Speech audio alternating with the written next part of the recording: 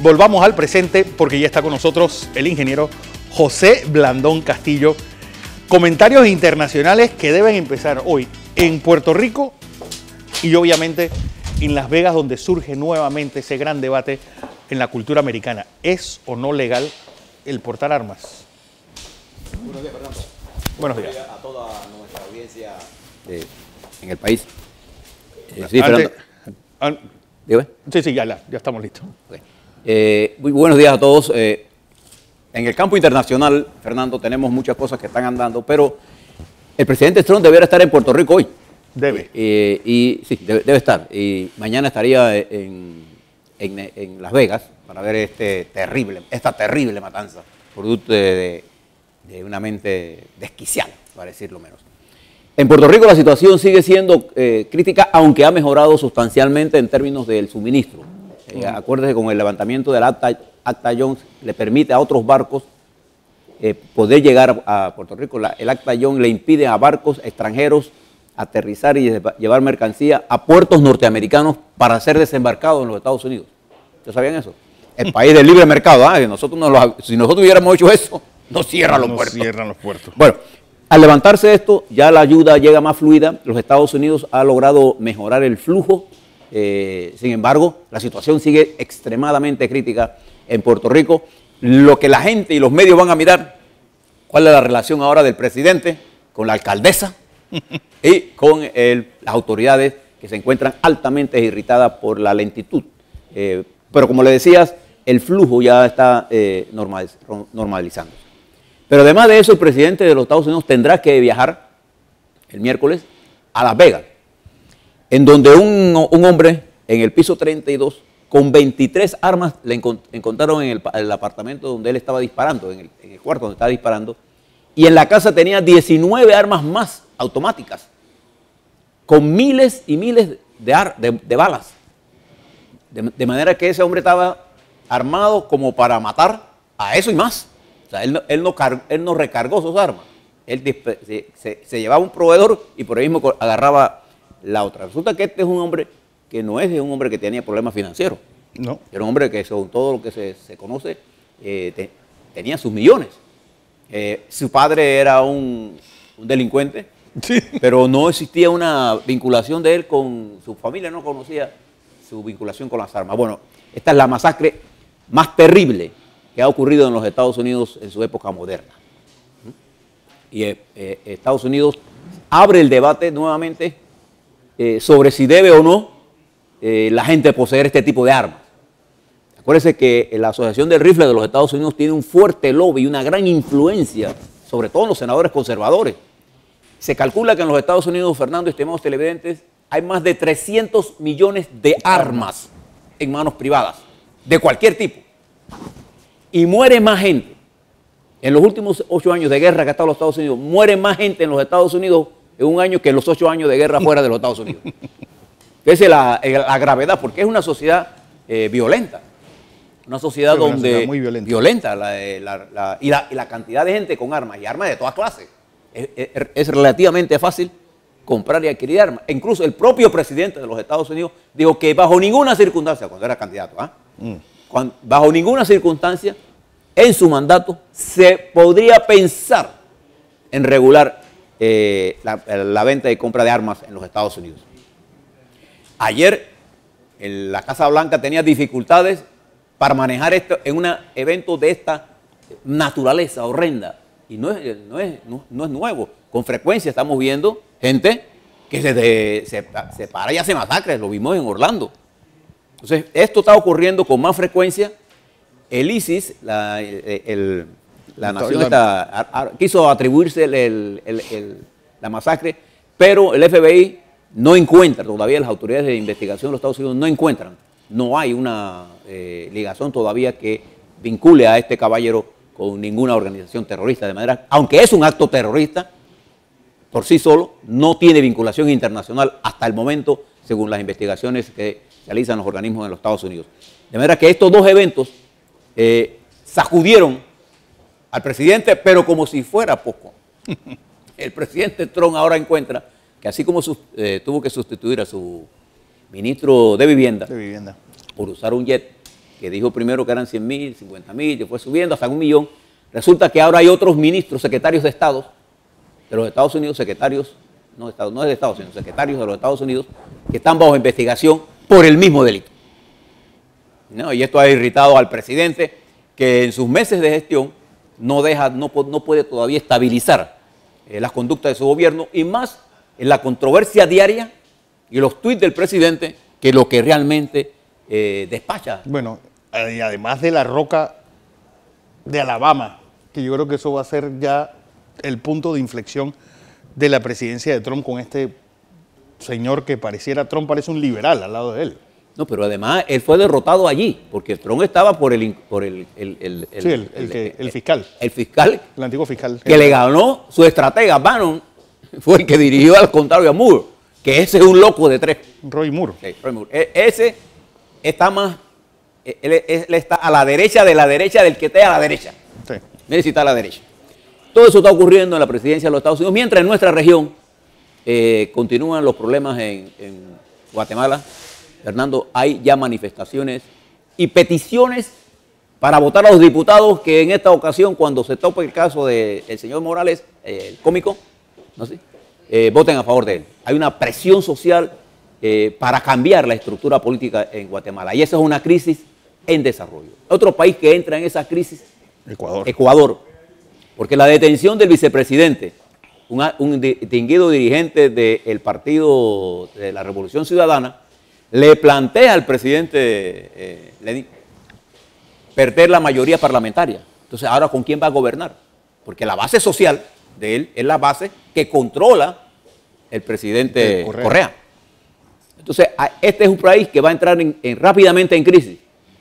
Y esta crisis que llevó a Brasil a la situación en la que se encuentra, postrado económicamente, acosado su sistema político, la justicia siendo instrumento de esta guerra, la economía es un desastre, y el aumento del desempleo y la violencia tienen a Brasil postrado por no saber manejar las crisis políticas con herramientas políticas.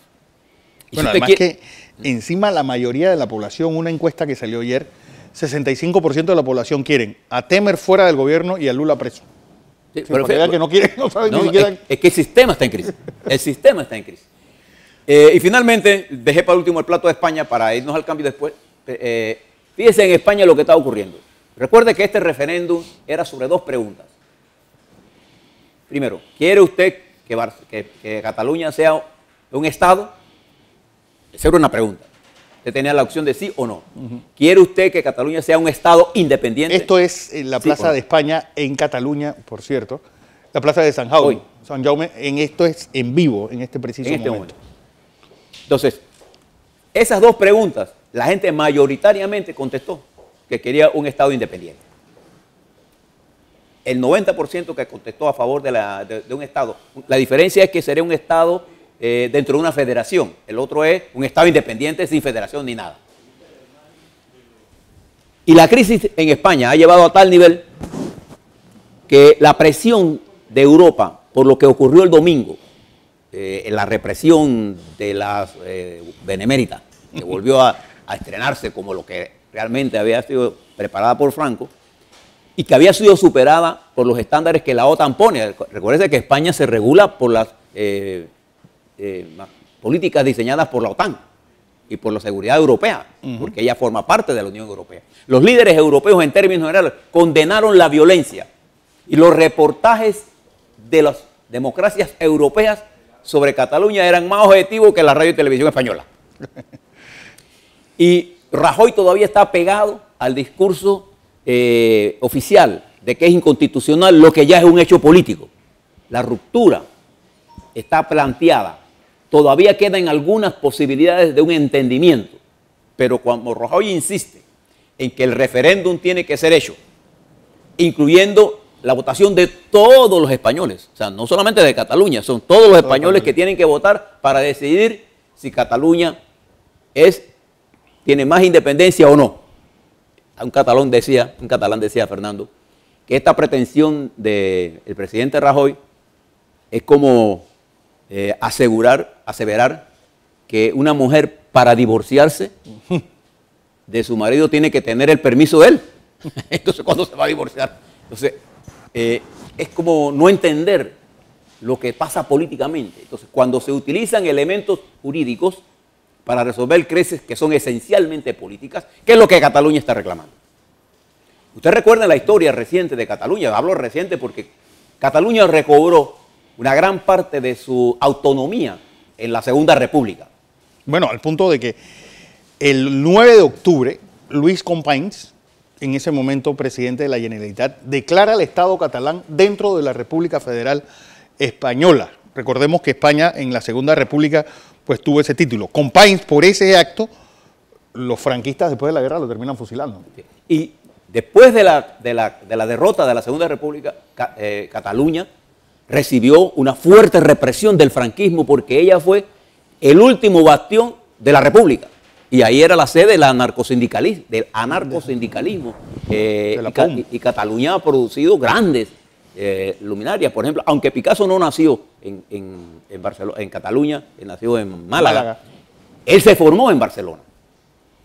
Entonces, lo que quiero plantearle con esto es que esta es una historia del Madrid peleando contra Cataluña. Sí, el centralismo contra el federalismo. Entonces, aquí, ante la incapacidad de la derecha expresada políticamente en el Partido Popular, que ha tenido sus grandes éxitos, no hay que negarle a Rajoy la capacidad que tuvo de rescatar el desastre, una parte del desastre económico que se dejó, que vino acumulado del gobierno popular anterior y que Zapatero no supo manejar, así que si no hizo profundizarlo. Sin embargo, en el manejo de estos problemas que requieren flexibilidad y capacidad de ver el cambio, Rajoy ha sido un perfecto incapaz, a tal punto que hoy se reclama un nuevo gobierno, ante la inminencia de una ruptura estructural. Este es el problema que quería plantear la internacional. Cuando usted no sabe manejar los problemas políticos, lo que crea es una crisis profunda. Ejemplos de ello lo tenemos nosotros en Brasil, lo tenemos en Guatemala, lo tenemos en Venezuela, en México. Lo tenemos en México, que es un estado fallido. O sea, para que ustedes sepan que no estamos tan lejos, ¿no? Y que si nosotros aquí en Panamá no actuamos, ya lo vamos a ver más adelante, Fernando. Así que con este breve recuento de la situación internacional, nos vamos a información comercial. Vamos a los comentarios nacionales. Pues temas políticos y fuera de cámara hablábamos un poco de la crisis del Partido Socialista Obrero Español y su parangón con el PRD de acá. Un partido donde la dirigencia histórica ha superado a la dirigencia actual. Así es, estimados televidentes. Oigan, antes de ir a la parte política, que es un plato importante, quisiera hablar de dos cosas. Primero, cambios en la dirección del tránsito. Y entiendo que ya hay un nuevo director. Todavía no tengo los detalles, de manera que voy a reservar esto para mañana. Pero yo creo que esto merece una explicación. Creo que la policía, si decidió a esta hora, por alguna razón. Pero necesitamos que nos expliquen, porque si de algo es importante para la Policía Nacional, es que su imagen nosotros la respetemos y la querramos. Porque en la medida en que el pueblo tiene sentido de respeto y cariño por la fuerza pública, en esa misma medida su capacidad de desempeño se incrementa. De manera que yo espero que el director nos dé una explicación de estos cambios, a qué se deben, qué rotación, etcétera, porque se da en medio de una situación concreta que estaba ocurriendo. Dos, usted mencionaba en su parte histórica que hoy 3 de octubre se conmemora la masacre de Albrook. Y yo quiero señalarle a ustedes que en la historia uno siempre busca puntos de inflexión. Este fue el principio del fin de las fuerzas de defensa.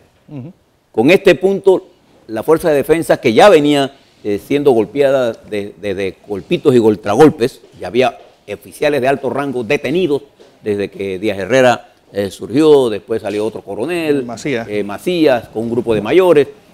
Pero este fue el momento en el que la fuerza de defensa se come a ella misma. Júpiter. Se asesinan jóvenes militares de una gran capacidad profesional. Giroldi, que era el compadre, el hombre de confianza de Noriega es persuadido por la CIA para que dé el golpe, pero cuando el golpe se da ese 3 de noviembre, nosotros estamos en los Estados Unidos. La mala suerte es que en ese momento en los Estados Unidos, en Washington, no estaba ni el presidente de los Estados Unidos, señor Bush, ni estaba el secretario de Defensa, ni el de Estado. Y nadie podía tomar una decisión política acerca de movilizar las tropas de los Estados Unidos para resolver el problema sin la intervención. Y Giroldi pestañó.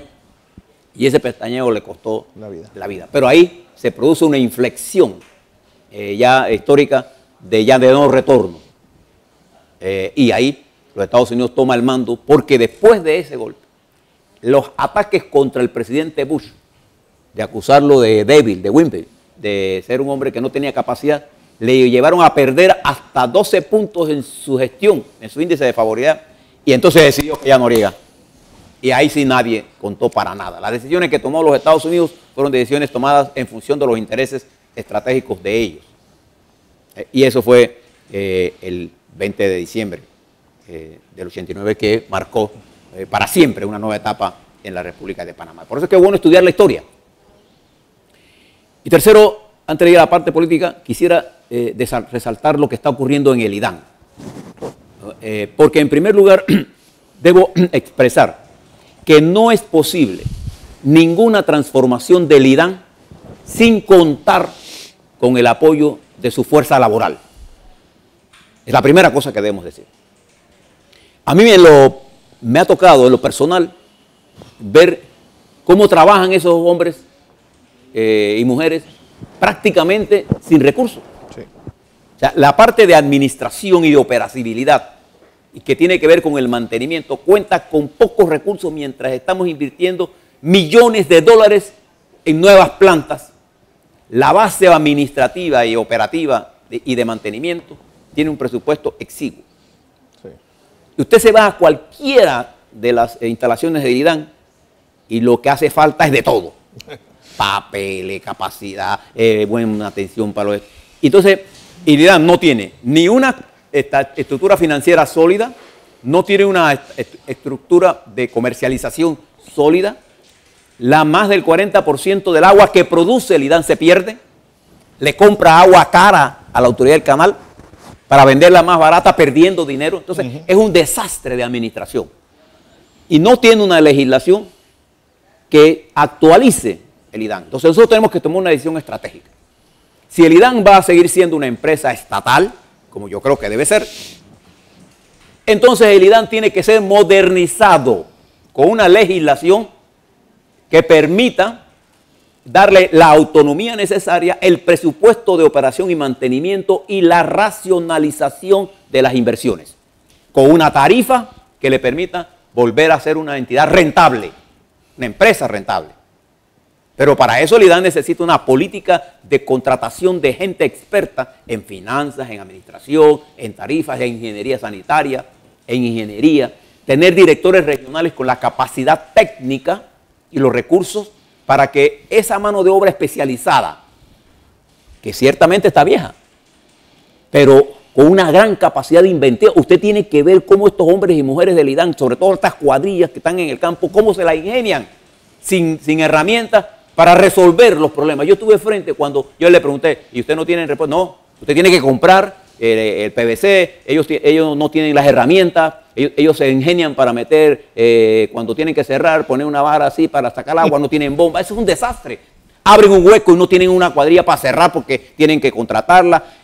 La administración es un desastre en el IDAN. Entonces, inmediatamente pululan los que quieren pescar en Río Revuelto y hablar de hay que privatizar el IDAN para dárselo a un negocio, Y toda la historia de las privatizaciones de nosotros han sido un incremento de los costos.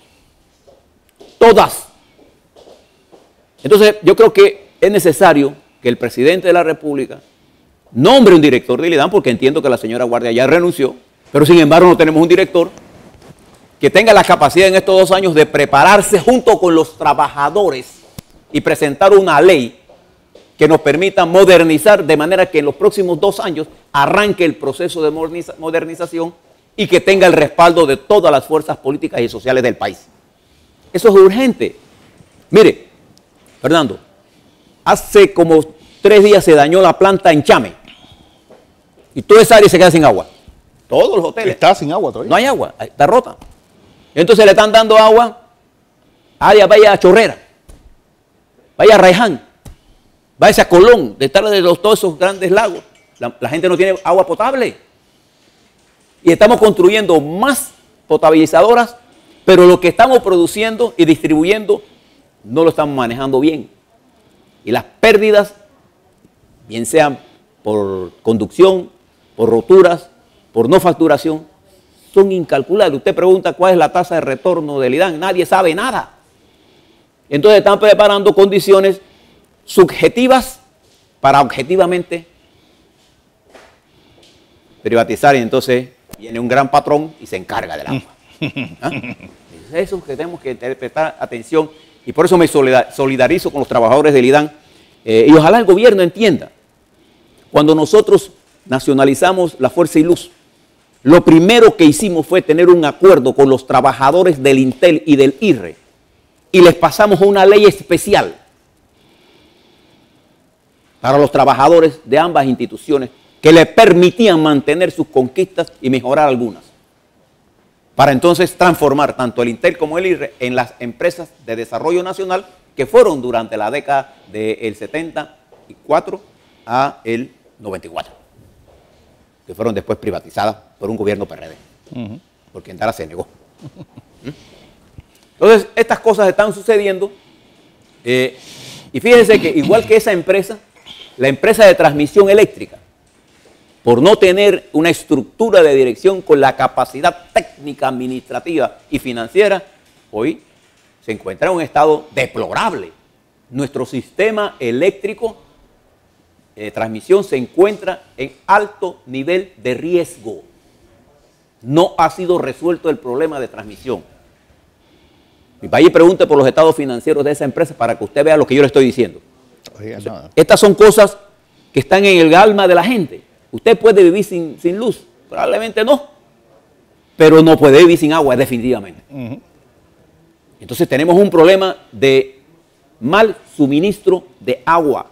A los que la tenían 24 horas no la tienen, y a los que la tienen parcialmente, lo que sucede es que viene el agua, si no tiene más suciedades, tiene demasiado cloro.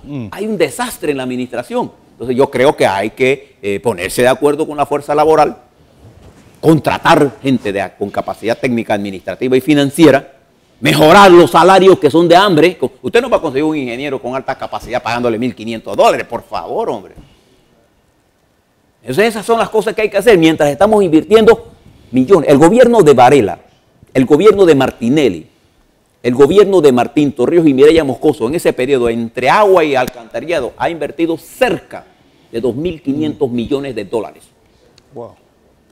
Sin embargo, si usted compara el presupuesto de mantenimiento del IDAN con lo que sería, por ejemplo, el mantenimiento que tienen los señores aquí de la ACP, que tienen mantenimiento para todo, tienen dinero para todo, ¿ah? sin restricciones presupuestarias, el IDAN tiene 12, 15, 16 millones de mantenimiento para todo el equipo que tiene. Y fíjate, la flota de pick-up, o de vaya a los talleres del IDAN, o a los almacenes del IDAN. Cuando aquí se daña una bomba, hay que mandar pedir la pieza a los Estados Unidos de una vez. Aquí no tienen, porque como no tienen presupuesto. Ahora, esto no es le echan la culpa al MEF. Esto es un problema de planificación del director o directora o quien sea los que administren y de la junta directiva del IDAN. Hay que poner gente que sepa y además que tiene que trabajar duro y saber. Entonces yo quiero traerle este tema porque hay una huelga en este momento. Probablemente la huelga se va a parar con un acuerdo. Lo que tiene que salir de esa huelga es un consenso para lograr establecer una propuesta que le permita a los trabajadores del IDAN, a la institución, modernizarse. Y un acuerdo que sea llevado a las partes políticas para que en el próximo gobierno, que arranca en el 19, con lo que queda de este, pueda ser consistente en el desarrollo del IDAN. En ese tamaño. Ahora vamos a la parte política. Fíjese lo que está pasando. Usted se acuerda, Fernando, estimados televidentes, que yo le he venido hablando sobre el problema de la ley electoral. Fíjese las contradicciones que le voy a señalar en la ley electoral. ¿Cuántas personas están pidiendo ya papeles para correr como independiente. 31. Y ya el Tribunal Electoral ha autorizado a un grupo de gente para que reciba firmas. Pregunta, ¿el candidato independiente que está pidiendo firmas para correr para presidente, está haciendo campaña, sí o no? Sí. ¿Está haciendo campaña? Por Sí supuesto. o no. Está haciendo campaña. ¿Cómo puede pedir firmas si no dice que quiere ser candidato a presidente? Pero la norma electoral dice que las campañas electorales son dentro de un periodo. Sin embargo, cuando un partido político, sea Cambio Democrático, PRD, panameñista, alguno de sus miembros dice que quiere correr para presidente, entonces eso es violación de la ley. Explíqueme en eso. ¿Qué está haciendo el Tribunal Electoral? Está preparando un reglamento que ha hablado con la gente, pero que los diputados, por ejemplo, no están de acuerdo. Y la dirigencia política de este país no ha dicho si ese reglamento es de acuerdo. Yo quisiera verlo para poder estudiarlo. Claro. ¿No así? Porque no se puede legislar en materia electoral vía reglamentación. Ojo con lo que le estoy diciendo. Porque la reglamentación que tiene la intención de legislar abre el camino para la duda.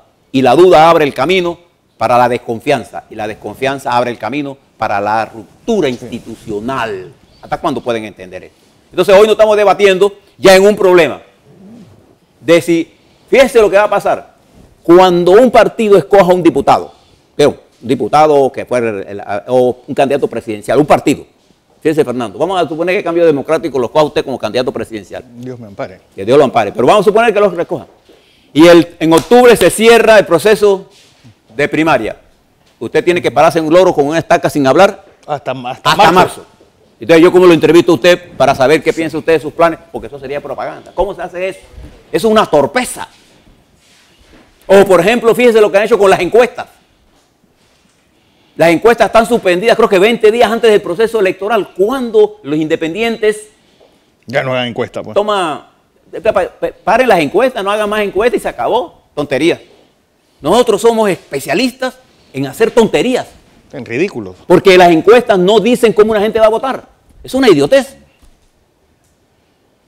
Nadie, yo no conozco a nadie que dice, yo vi una encuesta para votar por Fernando, que es candidato mío. Nadie hace eso. La gente vota como le da la gana. Las encuestas se han tomado como una especie de entretenimiento, de pasar el tiempo, de burlarse de ella. Y en la pasada campaña, todas se equivocaron.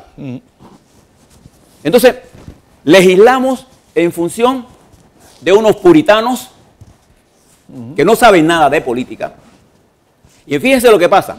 Terminado el proceso de primaria, que va a ser el 5 de octubre de este año 18, los independientes tienen hasta el 31 de diciembre para definir su candidatura y presentar todas sus cosas y sus papeles el 1 de enero del 19. Entonces ellos sí pueden hacer campaña. Y los que están electos, dígame quién le va a impedir a un candidato que hable presidencial. Miren qué torpeza. Si las campañas ahora son permanentes, terminó la elección y arrancó la campaña por ahí mismo. Sí. Eso es en Brasil, en Chile, en los Estados Unidos, donde hay elecciones, en Rusia, en Estados Unidos, donde sea. Hasta en Marte creo que si harían campaña sería así. Nosotros estamos limitando tiempos, creando vacíos. No, pero todo eso entonces, ¿qué va a preparar? ¿Por quién? Va a preparar demandas. Y esas demandas, si yo soy candidato a presidente y yo estoy en primer lugar y a mí me demandan por haber hecho campaña y me tumban, ¿qué va a hacer ese partido? Se va a levantar contra el Tribunal Electoral. Entonces yo les he recomendado al Tribunal Electoral, a los magistrados del Tribunal Electoral, por favor, no cometan estos errores que estamos haciendo. Ya no hemos arrancado. Y ya estamos hablando, entonces hay expertos para todo. Aquí todos los abogados son expertos en derecho electoral. Yo no creo que ninguno ha participado. A mí me ha tocado ser parte de la representación en el Tribunal Electoral. Yo conozco la ley electoral de memoria y la leo. Y no me considero un experto, pero yo hay gente hablando y ni siquiera tiene idea del calendario electoral. Ni siquiera tiene idea de las nuevas reformas. Y los aceptan como abogados expertos, no solamente en derecho procesal, en derecho tal, en derecho tal. Entonces no leen.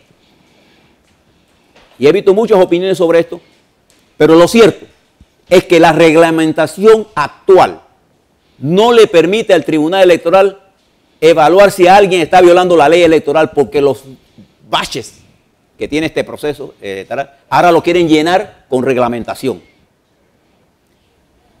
Eso es en términos de propaganda. Si lo vemos en términos de financiamiento, yo quiero que ustedes se agarren de ese trompo cuando vengan todas las denuncias. Y entonces, como el sistema ahora pone al tema electoral como si fuera el sistema penal acusatorio, es decir, con una mayor velocidad, entonces dependemos del fiscal, del tribunal, y entonces el sistema está ahora dependiendo más de ley, del que usted vote, de las demandas. O sea, vamos a tener elecciones en la mesa, hemos judicializado las elecciones ahora. ¿Qué le parece?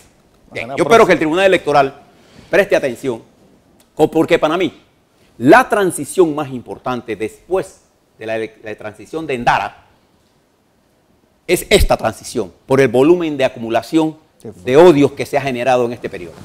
Entonces nosotros tenemos que garantizarle que la transición del gobierno de Varela al próximo que sea quien sea el presidente, se dé en forma de confiabilidad para el sistema, de manera que mantengamos los niveles de respeto y autonomía. Y fíjese lo que está pasando en los partidos nada más.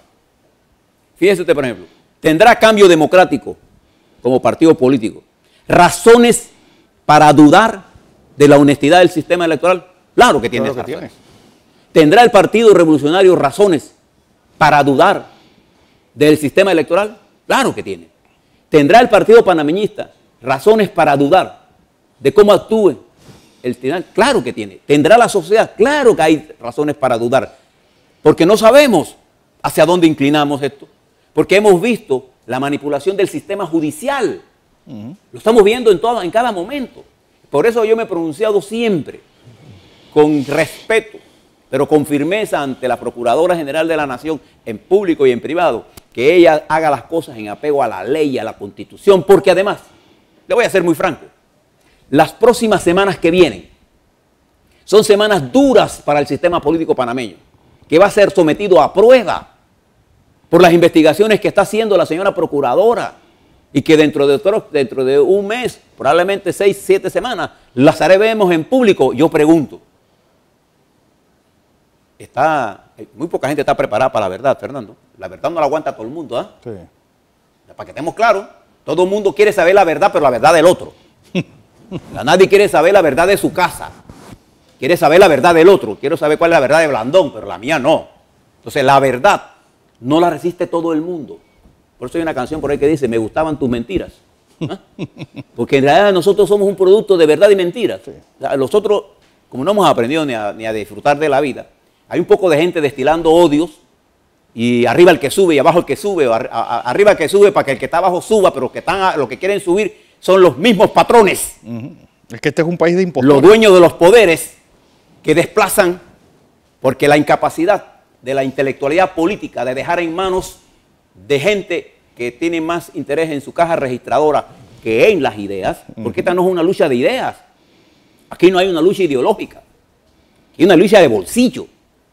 Entonces, señores del Tribunal Electoral, ante este clamor que está planteándose, ellos saben, los señores del Tribunal Electoral saben que los diputados están en contra de eso, y como ellos reglamentan eso, van a obligar a la Asamblea Nacional a legislar, porque hay tramos de la actual ley electoral que no se pueden resolver, sí, que son unos con resoluciones o con reglamentaciones. Se tienen que resolver con legislaciones para impedir que 3 magistrados y un fiscal sean los que decidan quién vote. Quién vota, nosotros lo que tenemos que entender que la política del Código Electoral está dirigida a crear en el elector la suficiente confianza para que sepa cuando se emite su voto, se cuente bien, pero en el proceso de convencerlo yo a usted de que vote por mí, yo tengo la misma ventaja que tenga Fernando frente a esto, sabiendo siempre que quien ostenta el poder aquí, en Panamá, en los Estados Unidos, en cualquier lado, tiene mayor ventaja. Pero cuando los pueblos se cansan de quién gobierna, no hay forma de que esa ventaja les sirva. O sea, por eso el sistema funciona. La única cosa que queremos es transparencia. Y déjense de estar impulsando impugnaciones antes de tiempo, porque van a formar el relajo. Y ese relajo va a incidir en el grado de confianza que debemos tener al Tribunal Electoral. Lo dejo de ese tamaño porque hay que pensar mucho en esto de la política. Y fíjense, termino aquí, octubre, noviembre y diciembre es el trimestre del tsunami. Lo estoy advirtiendo.